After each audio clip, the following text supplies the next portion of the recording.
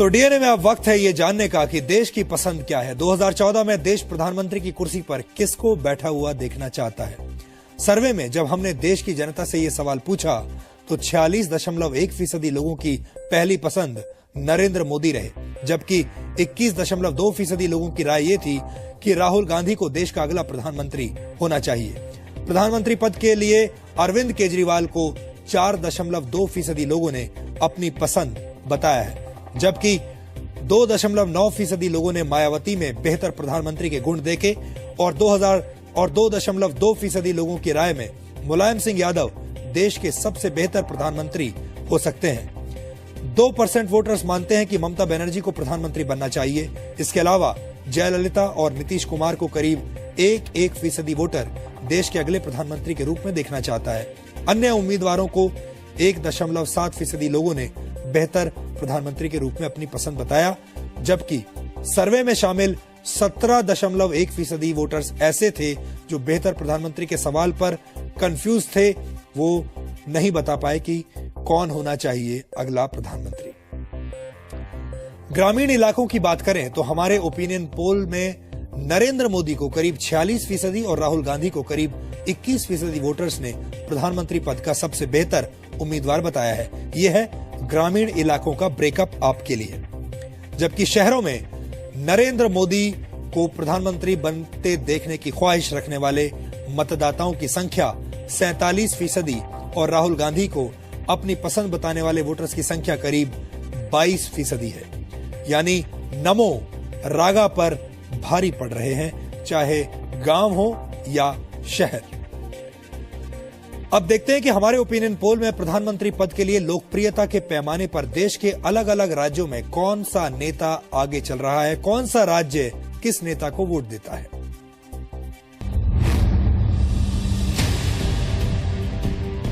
80 Lok Sabha seat वाले उत्तर प्रदेश में नरेंद्र मोदी लोगों की पहली पसंद हैं। 50% से भी ज्यादा लोग मानते हैं कि नरेंद्र मोदी देश के लिए बेस्ट पीएम होंगे। यहाँ हैरानी की बात है कि नरेंद्र मोदी के बाद मायावती को लोग पसंद कर रहे हैं। मायावती 17.7% वोटर्स की पसंद है। मुलायम सिंह और राहुल गांधी के बीच बराबर की टक्कर है। 40 लोकसभा सीट वाले बिहार में भी पीएम की पसंद के तौर पर नरेंद्र मोदी नंबर 1 है। राहुल गांधी 12% वोटर्स की पसंद है और नीतीश कुमार 7.9% वोटर्स की पसंद है। करीब 20.7% वोटर्स ऐसे हैं जो अन्य को पसंद बता रहे हैं या फिर अनिर्णय की स्थिति में है। दिल्ली में नरेंद्र मोदी 47.9% वोटर्स की पसंद है। यहाँ केजरीवाल मोदी के बाद दूसरे नंबर पर हैं। 20% वोटर्स केजरीवाल को सबसे बेहतर पीएम मान रहे हैं। करीब 20.4% वोटर्स अन्य या फिर अनिर्णय की स्थिति में हैं।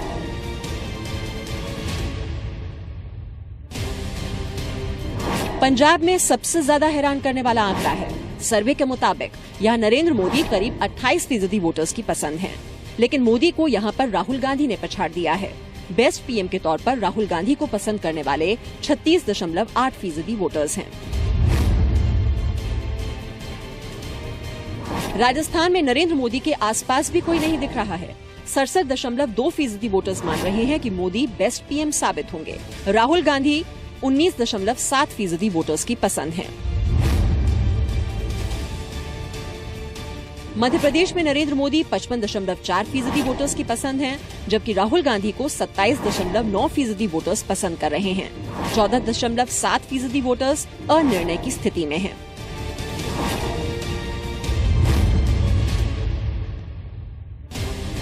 मोदी के राज्य गुजरात में तो नरेंद्र मोदी ही वोटर्स की नंबर 1 पसंद है, लेकिन यहाँ राहुल गांधी भी नरेंद्र मोदी से ज्यादा पीछे नहीं हैं। राहुल गांधी को भी करीब 41% वोटर्स बेहतर पीएम के तौर पर पसंद कर रहे हैं। महाराष्ट्र में भी वोटर्स की नंबर 1 पसंद नरेंद्र मोदी ही हैं। राहुल गांधी यहाँ दूसरे नंबर पर हैं और करीब 3.5% लोग मानते हैं कि केजरीवाल देश के लिए बेस्ट पीएम साबित होंगे। आंध्र प्रदेश में भी नरेंद्र मोदी की लोकप्रियता चरम पर है। करीब 51% वोटर्स मानते हैं कि मोदी देश के बेस्ट पीएम होंगे। करीब 21% वोटर्स राहुल गांधी के पक्ष में राय रखते हैं। उड़ीसा में भी नरेंद्र मोदी नंबर 1 है। करीब 55% वोटर्स मोदी को पीएम के तौर पर देखना चाहते हैं। राहुल गांधी यहां करीब 31% वोटर्स की पसंद हैं। करीब 12% लोग अनिर्णय या फिर अन्य के पक्ष में हैं।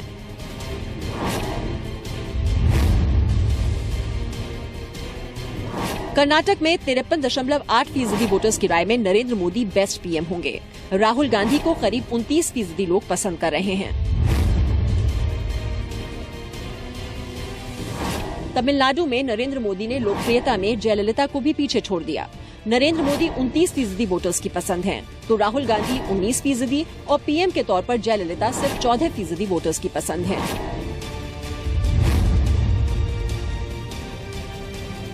पश्चिम बंगाल में भी यही ट्रेंड दिख रहा है। नरेंद्र मोदी ने यहां ममता बनर्जी को पछाड़ दिया है। मोदी को 27%, राहुल गांधी को 14% और ममता बनर्जी को 24% वोटर्स बेस्ट पीएम के तौर पर पसंद कर रहे हैं।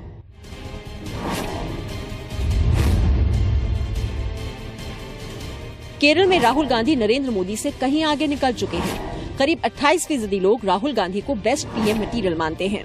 नरेंद्र मोदी को 12.8% लोग पसंद कर रहे हैं।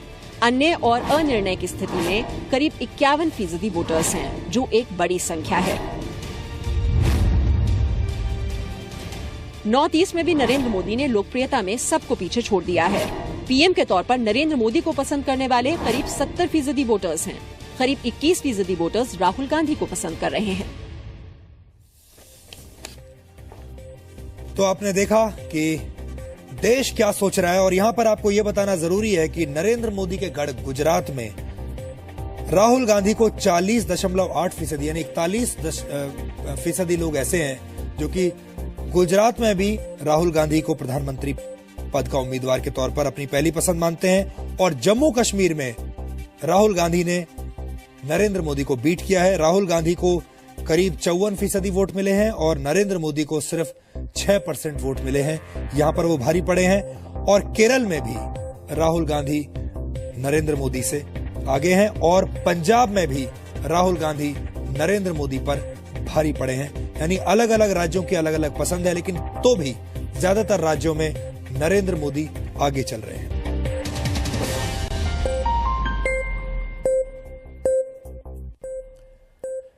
चुनावी मौसम में अरविंद केजरीवाल और उनकी आम आदमी पार्टी का वैचारिक संतुलन काफी बिगड़ा हुआ है। जब भी कोई नेगेटिव खबर चलती है या अखबार में छपती है तो आम आदमी पार्टी के नेताओं को उसमें अपने खिलाफ साजिश नजर आने लगती है। मीडिया के खिलाफ बोलना अरविंद केजरीवाल की पुरानी आदत है, लेकिन इस बार तो हद ही हो गई। नागपुर के एक होटल में गुरुवार को एक डिनर पार्टी में केजरीवाल ने मीडिया वालों को जेल भेजने की धमकी दे दी और आज उनकी पार्टी के नेताओं ने मीडिया पर बेबुनियाद आरोपों की झड़ी लगा दी। आम आदमी पार्टी के नेता संजय सिंह ने तमाम मीडिया के कैमरों के सामने जी न्यूज सहित 4 न्यूज चैनल्स के लिए बैड कैरेक्टर सर्टिफिकेट जारी कर दिए। देश के मीडिया पर इतना बड़ा वैचारिक हमला आज तक कभी नहीं हुआ है। जी न्यूज पे लगातार पिछले कुछ दिनों से ऐसी खबरें चलाई जा रही हैं जिनका कोई तथ्य नहीं है, कोई प्रमाण नहीं है। उसको बेबुनियाद तरीके से उस खबर को उठा के आखिर क्यों राज ठाकरे बने अरविंद केजरीवाल, ऐसे ऐसे हेडिंग से खबरें चलाई जाती हैं।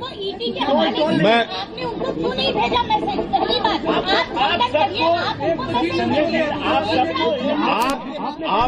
आप पूछेंगे नहीं और खबर चला देंगे। आप कम से कम जब नरेंद्र मोदी के समर्थन में नमो नमो कर रहे हैं अरविंद केजरीवाल, ये खबर चल रही है। इस 3 चैनल का हम लोग बता रहे हैं, इंडिया टीवी, इंडिया न्यूज और जी न्यूज, ये 3 चैनल्स पे हमारे बहुत सारे प्रमाण हैं। वो इलेक्शन कमीशन के सामने भी हम लोग रखेंगे। और पिछले कुछ दिनों से टाइम्स नाउ लगातार पीछे पड़ा हुआ है। तो आपने देखा कि अब आम आदमी पार्टी ने मीडिया को भी कैरेक्टर सर्टिफिकेट जारी करना शुरू कर दिया है और अब मीडिया को आम आदमी पार्टी से पहले सर्टिफिकेट लेना जरूरी हो गया है अगर उनके नेताओं से पूछें तो। आम आदमी पार्टी के नेताओं ने न्यूज चैनल्स पर आरोप तो लगा दिए, लेकिन जब जी न्यूज के रिपोर्टर ने हाल ही में पत्रकार से नेता बने आम आदमी पार्टी के आशुतोष से इन आरोपों का आधार बताने के लिए कहा तो हमें कोई जायज जवाब नहीं मिला। आप चुनाव आयोग की शिकायत कर रहे हैं, जिस शिकायत कर रहे हैं, क्या करें आप? नहीं, आपने कहा था कि दबाव होता है, आपके ऊपर दबाव था, आपके ऊपर दबाव था, आपके ऊपर दबाव। हमारे संवाददाता आम आदमी पार्टी के नेता से ये पूछ रहे थे कि जब मुकेश अंबानी को वो लगातार अपने निशाने पर लिए हुए हैं और अरविंद केजरीवाल लगातार मुकेश अंबानी की आलोचना कर रहे हैं, उनके खिलाफ एफआईआर भी दर्ज उन्होंने की।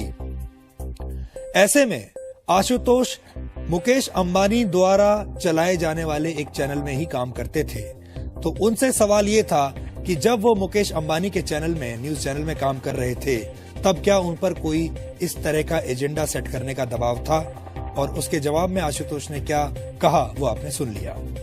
आम आदमी पार्टी नेताओं के बेबुनियाद बयान और तेवर दरअसल अरविंद केजरीवाल के उस बयान का असर है जो न्यूज चैनल्स के कैमरों में दर्ज नहीं है, लेकिन उसका वीडियो अब सामने आ चुका है। नागपुर में गुरुवार को अरविंद केजरीवाल एक होटल में डिनर के लिए गए थे, जहां पर उन्होंने कुछ और लोगों को भी डिनर के लिए बुलाया था, और वहीं वो अपना वैचारिक संतुलन खो बैठे और मीडिया वालों को जेल भेजने की धमकी दे डाली। अरविंद केजरीवाल जब मीडिया के खिलाफ जहर उगल रहे थे, तब उन्हें लगा कि कोई कैमरा वहां मौजूद नहीं है, लेकिन एक रिपोर्टर ने अरविंद केजरीवाल का यह बयान कैमरे में कैद कर लिया। आप खुद पहले देखिए कि कल रात को जब अरविंद केजरीवाल ने यह डिनर आयोजित किया था नागपुर में, जो कि फंड रेजिंग डिनर था, क्योंकि इस डिनर में शामिल होने के लिए लोगों से पैसा लिया गया था। पैसा लेकर अरविंद केजरीवाल इन लोगों के साथ डिनर कर रहे थे। उस डिनर में अरविंद केजरीवाल ने मीडिया वालों के लिए क्या कहा, मीडिया के लिए क्या कहा, वो पहले आप सुनिए, क्योंकि ये वीडियो किसी ने रिकॉर्ड कर लिया और वो वीडियो हमारे पास है। देखिए आप। पिछले एक साल से हमारे दिमाग में भरा जा रहा था मोदी है, मोदी है, मोदी है, मोदी है, बार बार पिछले एक साल से मोदी की भी बार बार कह रहे थे, और ये कुछ टीवी चैनल वाले उनके साथ मिलके रामराज आ गया, भ्रष्टाचार दूर हो गया, ये हो गया, वो हो गया, बहुत कुछ कहा जा रहा है। क्यों कह रहे? क्योंकि पैसे दिए गए टीवी चैनल, बहुत हेवी अमाउंट दिए गए टीवी चैनल मोदी को प्रमोट करने के। किसान 800 किसानों ने आत्महत्या कर ली गुजरात के अंदर पिछले 10 सालों में, ये कोई चैनल वाला नहीं बताएगा। अडानी को 1 रुपए में उन्होंने जमीन दे दी, ये कोई चैनल वाला नहीं बताएगा। सिक्योरिटी नहीं ली, अरे भारत में भी सिक्योरिटी वो नहीं बताने वाले, मोदी की सच्चाई नहीं बताएंगे, तो सिर्फ पूरा मीडिया बिका हुआ है। ये बहुत बड़ी कॉन्स्पिरेसी है, it is huge political conspiracy. अगर हमारी कभी भी सरकार बनी तो इसकी जांच कराएंगे और मीडिया वालों से सबको जेल भेजा जाएगा। तो अरविंद केजरीवाल कह रहे हैं कि अगर हमारी सरकार बनी तो वो इन सब की जांच करवाएंगे और उसके बाद मीडिया वालों को जेल भेज देंगे। बात सही है। अगर आपके हाथ में सरकार हो और अगर आपके हाथ में पुलिस हो, तो आप किसी को भी कोई भी झूठा केस बनाकर जेल भेज सकते हैं। ऐसा होता रहा है। ये बयान देते वक्त अरविंद केजरीवाल शायद भूल गए कि आज वो जो भी हैं, उसमें मीडिया की बड़ी भूमिका है। लेकिन लगता है अब अरविंद केजरीवाल को भी राजनीति में अहंकार की तेज हवाओं ने घेर लिया है, जिसकी वजह से वो अपनी आलोचना भी सहन नहीं कर पा रहे। मीडिया में उनका जो सच दिखाया जा रहा है, वो सच अरविंद केजरीवाल को चुभ रहा है, जबकि इसके लिए वो खुद जिम्मेदार है। वैसे अरविंद केजरीवाल की एक और बहुत बड़ी खूबी है, यू टर्न लेने में उन्हें जरा भी देर नहीं लगती। यू टर्न लेने में अरविंद केजरीवाल सबसे तेज है। कल मीडिया वालों को जेल भेजने की धमकी देने वाले अरविंद केजरीवाल ने आज कैमरों के सामने ही यू टर्न ले लिया। केजरीवाल ने अपने बयान पर माफी मांगने की बजाय एक और झूठ बोल दिया। उन्होंने कहा कि मीडिया को जेल भेजने की बात उन्होंने कभी नहीं कही। कैमरों के सामने जब सवाल पूछा गया तो अरविंद केजरीवाल का ये यू टर्न अब आप खुद देखिए और सुनिए। आपने कल मीडिया को धमकी दी थी, कहा था मेरी सरकार बनेगी तो जेल भेजूंगा सब मीडिया वालों को। ऐसे नहीं बोला।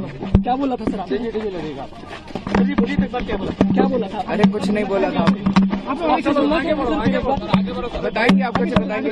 अभी 1 मिनट थोड़ी देर में बात करते हैं। मेरी कोई आपसे कैसे नाराजगी हो सकती है सर? कल आपने दिया है मीडिया को कि जेल भेजेंगे।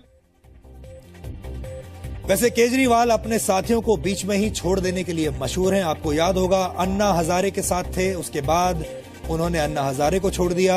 यहां तक पहुंचे मीडिया की मेहरबानी से, क्योंकि मीडिया ने उन्हें जरूरत से ज्यादा पब्लिसिटी दी।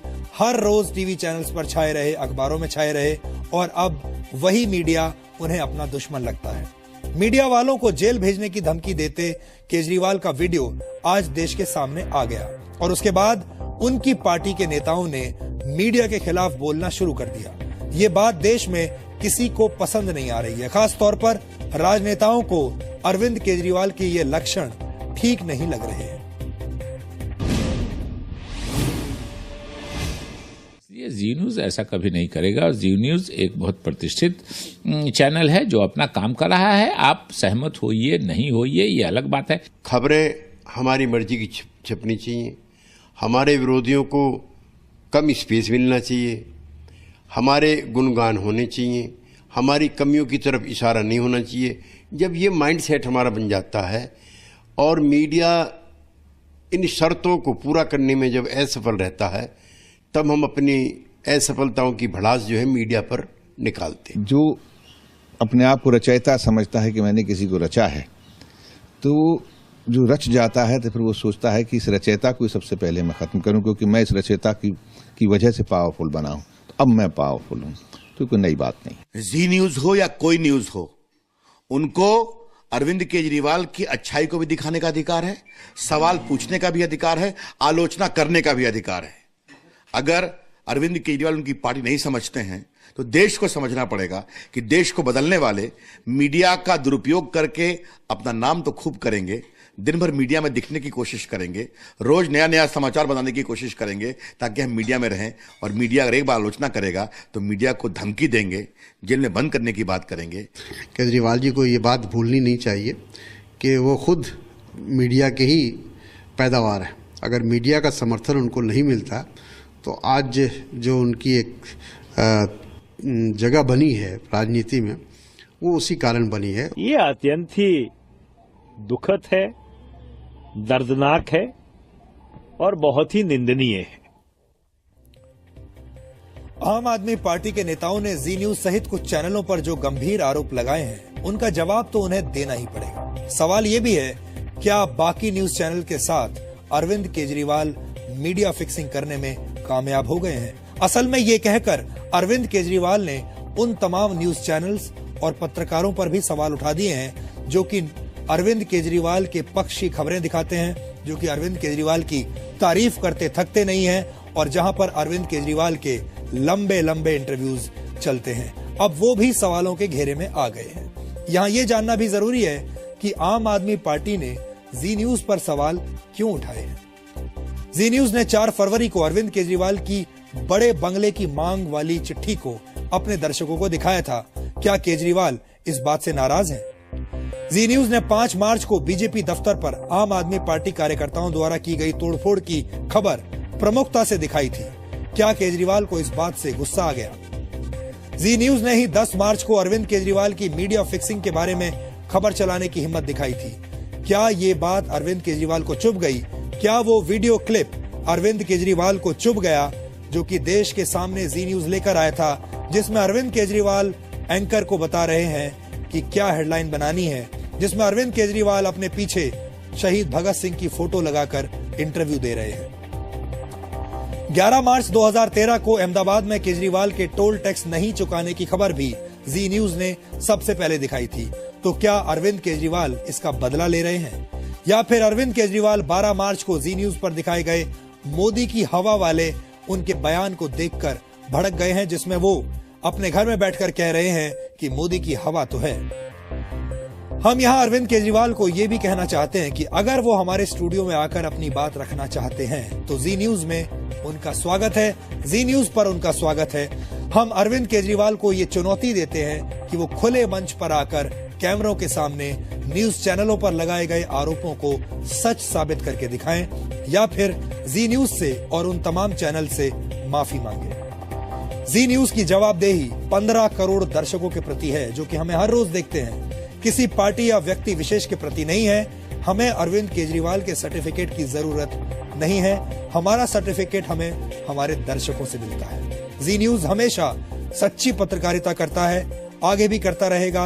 और सबसे बड़ी बात, हम पत्रकारिता हिम्मत के साथ करते हैं। हम कभी किसी के सामने झुके नहीं और कभी किसी से डरे नहीं। अब आखिर में आज के इतिहास पर नजर डालते हैं। आज 1931 में भारत की पहली बोलती हुई फिल्म आलम आरा रिलीज हुई थी। इस फिल्म में पृथ्वीराज कपूर ने काम किया था और इसमें 7 गाने थे। आपको जानकर दुख होगा कि अब इस फिल्म का कोई भी प्रिंट मौजूद नहीं है। 1967 से लेकर अब तक इस फिल्म के प्रिंट को ढूंढने की तमाम कोशिशें नाकाम रही हैं। पुणे में national film archives of India में 2003 में आग लग गई थी, जिसके बाद इस फिल्म के प्रिंट को हासिल करने की बची हुई उम्मीद भी खत्म हो गई है। डीएनए में आज इतना ही। अब वीकेंड इंटरवल का वक्त हो गया है। अब आपसे हमारी अगली मुलाकात सोमवार रात 9 बजे होगी। तब तक हम आपके सुखी, सुरक्षित और उल्लास से भरे रंगों वाले वीकेंड की कामना करते हैं, क्योंकि ये वीकेंड होली वाला वीकेंड है। इसलिए आप सभी को हमारी शुभकामनाएं। नमस्कार।